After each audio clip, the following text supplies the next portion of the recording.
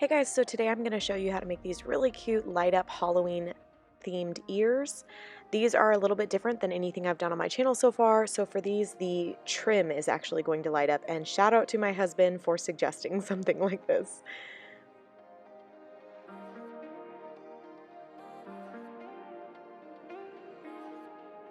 So for supplies, you're going to need cardboard, scissors for your fabric and your cardboard, hot glue gun, hot glue sticks, fabric for the bow as well as the ears, some LED lights with a very small battery pack. I will have the ones that I like to use linked in the description box below, some trim to match your fabric, a 1-inch headband, stuffing,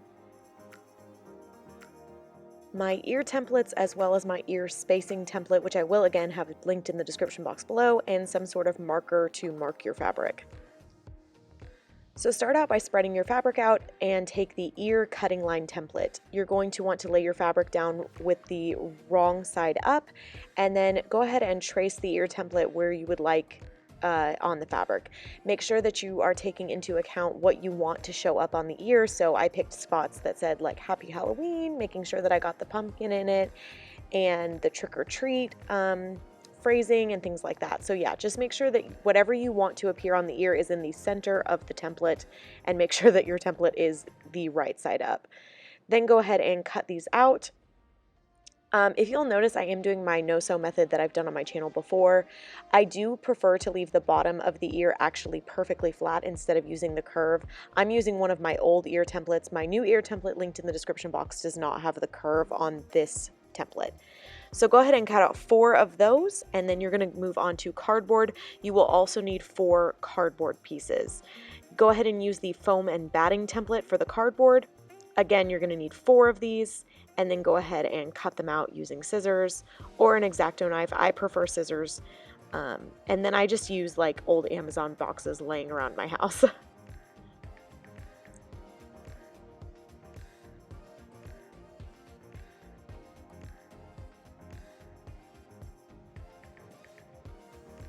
So I like to go around the edge of the cardboard and just kind of smush down the cardboard to make it a little bit smoother.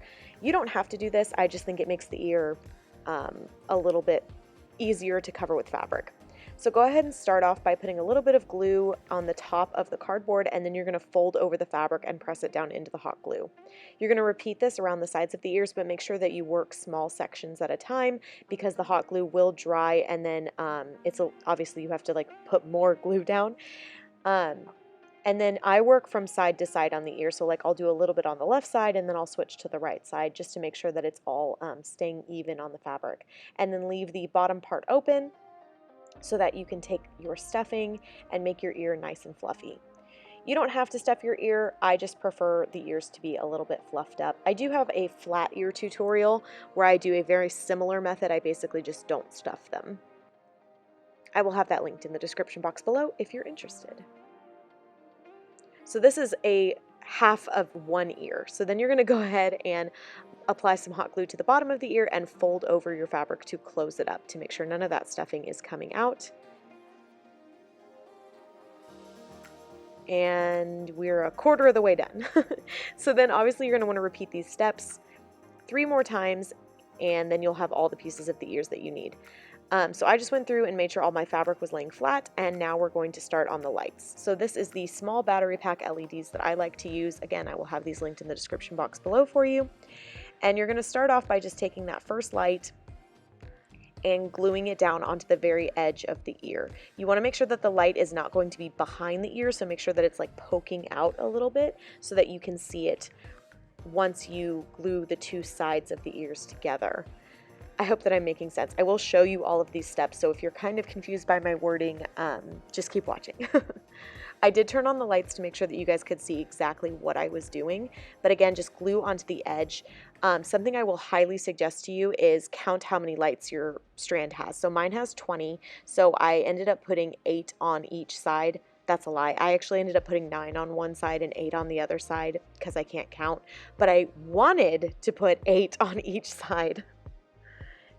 Oh no, I'm so sorry. I'm not making any sense at all. I wanted to put 9 on each side. So because I had 20, I wanted to put 9 on each side and then just leave 2 in the middle.